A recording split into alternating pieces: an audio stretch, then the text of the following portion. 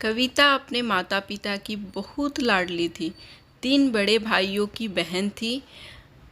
कोई भी चीज़ मांगने पर उसी वक्त सामने हाजिर हो जाती। पूरे घर में रौब था उसका। पूरे परिवार और नौकरों पर राजकुमारी की तरह हुक्म चलाती थी कविता। स्कूल में भी पूरा रौब था उसका। बड़े घर की लाडली जो थी वह।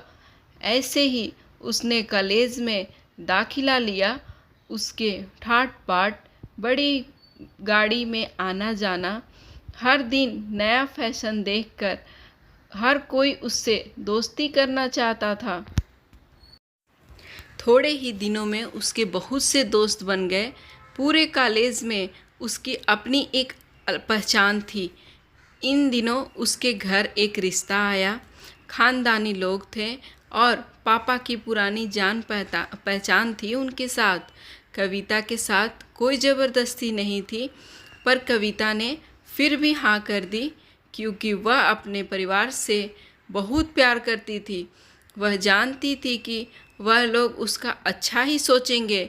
लड़के का नाम राज था। राज काफ़ी पढ़ा लिखा और समझदार लड़का था। ससुराल वाले भी बहुत अच्छे थे। ससुराल में कविता की जगह वैसी ही थी जैसे मायके में। कोई भी कार्य कविता के सलाह के बिना नहीं होता था। सबकी लाडली बहू बन गई थी वह। फिर उसके घर एक बेटे का जन्म हुआ। राहुल कविता को जान से प्यारा था। पोता पाकर ससुराल वाले तो फूले नहीं समाते थे।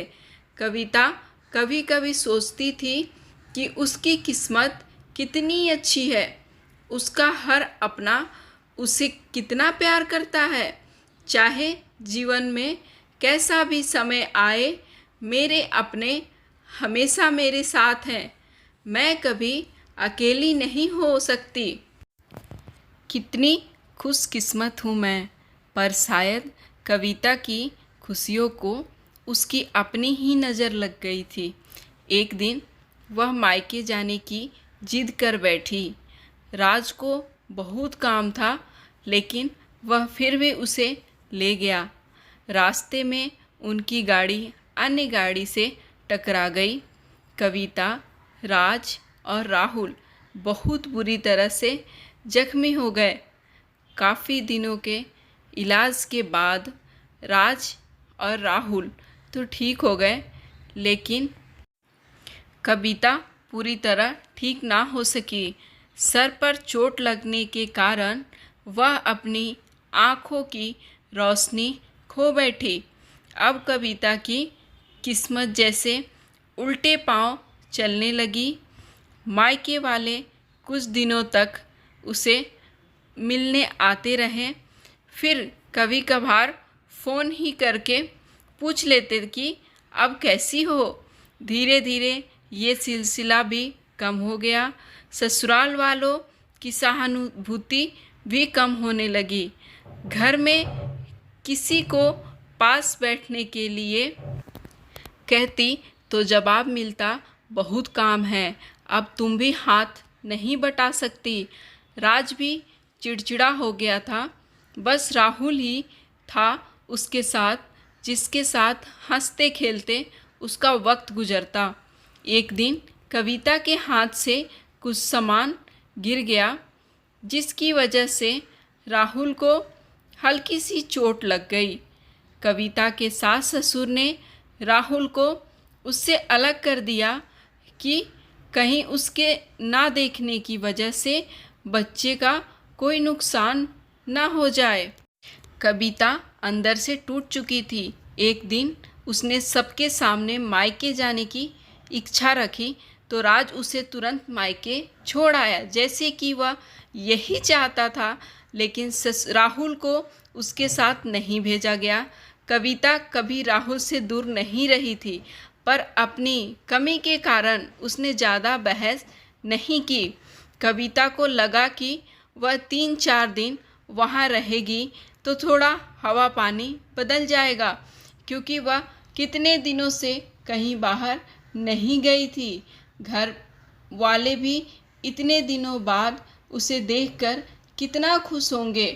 कविता के घर पहुंचने पर सब लोग बहुत खुश हुए। खाने में सब कुछ कविता के पसंद का ही बना था। उसने अपने मम्मी पापा और भाई भाभीयों से दिल खोलकर बातें की। उनके छोटे छोटे बच्चे भी बुआ के साथ घुल मिल गए थे। रात को सोने के वक्त जब वह कपड़े बदलने लगी तो उसे पता चला कि उसका बैग तो बहुत भरा हुआ था। वह सब समझ गई। वह बहुत उदास हो गई। कुछ दिनों तक तो सब ठीक रहा, फिर जैसे सब बदलने लगे, सबका व्यवहार बदल रहा था। वह लोग जैसे थक चुके थे उससे। सब लोग घुमा फिरा कर पूछने लगे कि राज अब कब आ रहा है उसे ले जाने। वह बहाना बना देती, जबकि वह जानती थी कि उस घर में अब उसके लिए कोई जगह नहीं। कविता से चलते वक्त कुछ न कुछ नुकसान हो जाता। थोड़ी बहुत टोका टोकी उसे सुनाई देती, वह टाल देती। एक दिन उसके हाथ से लगकर एक कीमती फूलदान टूट गया। छोटी भाभी ने बहुत हंगामा मचाया। कविता के माता पिता रोज रोज के इस झमेले से तंग आ गए। उन्होंने राज को खुद फ़ोन से बोल दिया। राज कविता को अपने घर ले गया। कविता को अपने परिवार वालों से यह उम्मीद ना थी। जिस कविता के कहे बिना घर में एक पत्ता भी नहीं हिलता था, उस घर के लिए वह अब बोझ बन चुकी थी। राज के साथ ससुराल आते वक्त बहुत खुश थी, क्योंकि वह अपने घर जा रही थी, अपने जिगर के टुकड़े राहुल के पास। परंतु यह खुशी भी कुछ पल की ही थी। सारे बंदोबस्त पहले से ही किया हुआ था। कविता को सीधे ऊपर वाले कमरे में पहुंचा दिया गया। राहुल से दूर रहने की सख्त चेतावनी दी गई। एक काम वाली लता को उसकी जिम्मेदारी सौंपी गई, जो उसके खाने पहनने जैसी ज़रूरतों को ध्यान रखती। कविता ज़्यादातर चुप ही रहती। कभी कभी काम वाली लता से थोड़ा बतिया लेती। उसके जरिए राहुल का पता चल जाता। सबकी लाडली बेटी और बहू सबके लिए लाडली से बोझ बन चुकी थी। तो दोस्तों, ये कहानी आपको कैसी लगी? अच्छी लगी होगी तो लाइक कर देना और ऐसी कहानी सुनने के लिए चैनल को सब्सक्राइब कर लेना।